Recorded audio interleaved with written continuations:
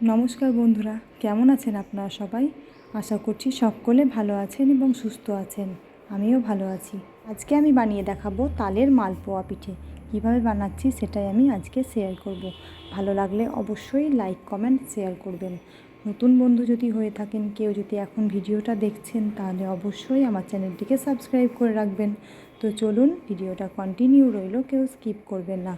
আমি মালপোয়া পিঠে বানানোর জন্য নিয়েছি তালের যে মাড়ি, সেটাকে আমি নিয়েছি, আর নিয়েছি চালের গুঁড়ো, নারকেল কুড়োনো, চিনি, ময়দা আর হালকা উষ্ণ গরম দুধ। এগুলো আমি পরিমাণ মতন দিয়ে নিচ্ছি। প্রথমে দিয়ে একটি ব্যাটার তৈরি করে নেব। এখানে কিন্তু ব্যাটারটা খুব পাতলা করে গুললে হবে না, আবার খুব ঘন যে হবে সেরকমও নয়।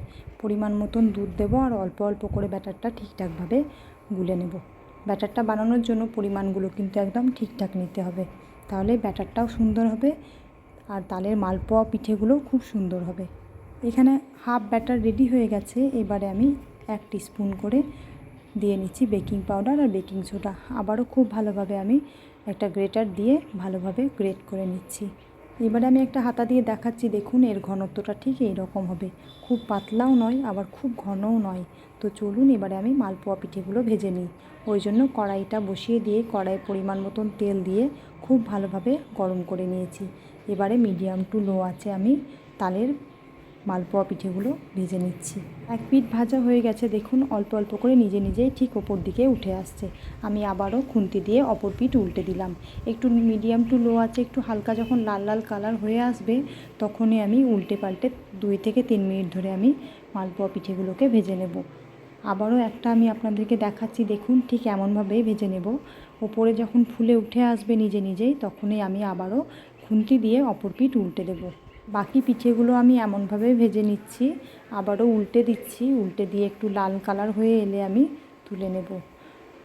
নতুন কোনো বন্ধু যদি এখন ভিডিওটা দেখছেন, তাহলে অবশ্যই আমার চ্যানেলটিকে সাবস্ক্রাইব করে রাখবেন আর বেল নোটিফিকেশানটি কিন্তু অন করতে একদম ভুলবেন না। এখন তো তালের সিজন চলছে, তাহলে কার কার বাড়িতে এরকম তালের মালপোয়া পিঠে, তালের বড়া, তালের রুটি বা পরোটা যেটাই বলুন না কেন, খুবই ভালো লাগবে। কারা কারা বানিয়েছেন এরকমভাবে আমাকে কমেন্ট করতে কিন্তু একদম ভুলবেন না। বাকি মালপোয়া পিঠেগুলো ভেজে নিয়ে আমি ফিরে আসছি। বাকি পিঠেগুলো ভাজা আমার কমপ্লিট হয়ে গেছে। আমি একটা প্লেটের মধ্যে নিয়ে নিয়েছি। দেখুন দেখতে কতটা সুন্দর হয়েছে, খেতেও কিন্তু মালপোয়া পিঠেগুলো খুবই ভালো হয়েছিল। ভিডিওটা আজকের মতন এখানেই শেষ করছি। দেখা হবে আবার পরবর্তী ভিডিওতে। ভালো থাকবেন, সুস্থ থাকবেন। ধন্যবাদ।